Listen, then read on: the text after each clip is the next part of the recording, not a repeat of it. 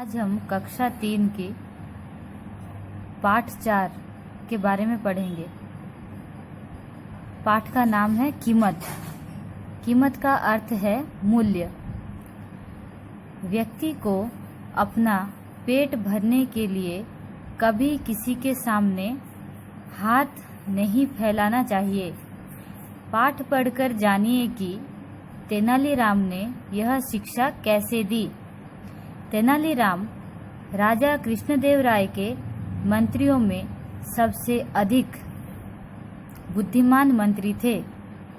एक दिन तेनालीराम भोजन करने के बाद अपने घर के बाहर आराम से बैठे हुए थे कि तभी एक भिखारी अपना भिक्षा पात्र उनकी तरफ बढ़ाता हुआ बोला, मैं भूखा हूँ, मुझे भिक्षा दीजिए, भगवान आपका भला करेगा। तेनालीराम ने उस भिखारी को गौर से देखा और बोले, तुम तो बहुत हट्टे कट्टे दिखते हो, भीख क्यों मांगते हो, कोई काम क्यों नहीं करते। भिखारी मौन रहा। उसने अपनी नजरें झुका लीं। कुछ सोचकर तेनालीराम ने कहा, मैं तुम्हें 50 अशरफियाँ दूंगा, बस बदले में तुम्हारे बाएं हाथ की एक उंगली काट लूँगा। अशरफियाँ मतलब सोने के सिक्के, गोल्ड कॉइन्स। भिखारी घबराकर बोला, नहीं मालिक नहीं। तेनालीराम फिर बोले, चलो ऐसा करता हूँ कि मैं तुम्हें 1000 अशरफियाँ दे देता हूँ, बस बदले में तुम मुझे अपना बायां हाथ काट कर दे दो। भिखारी डर गया और गिड़गिड़ाकर बोला, मालिक कृपा कर ऐसी बात मत कीजिए। तेनालीराम ने कहा, यह कम है तो चलो, मैं तुम्हें 25,000 अशरफियाँ दूंगा, बदले में तुम्हारी एक आंख ले लूँगा। ऐसा मत कहिए मालिक, भिखारी हाथ जोड़कर बोला। यह कहकर तेनालीराम बोले, यदि तुम मुझे दोनों आँखें दे दो तो मैं तुम्हें 50,000 अशरफियाँ देने को तैयार हूँ। यह सुनकर भिखारी सिर पर पांव रखकर भागा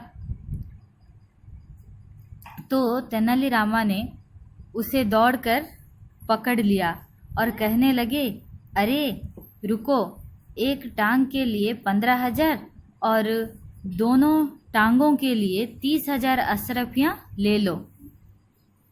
भिखारी भय से थर-थर कांपते हुए बोला, मुझे कुछ नहीं चाहिए, मुझे जाने दीजिए। तेनालीराम ने भिखारी से कहा, ईश्वर ने तुम्हें लाखों अशरफियों से भी कीमती यह शरीर दिया है, तुम्हें भीख मांगते हुए शर्म आनी चाहिए। भीख मांगकर भगवान की इस नियामत का अपमान मत करो।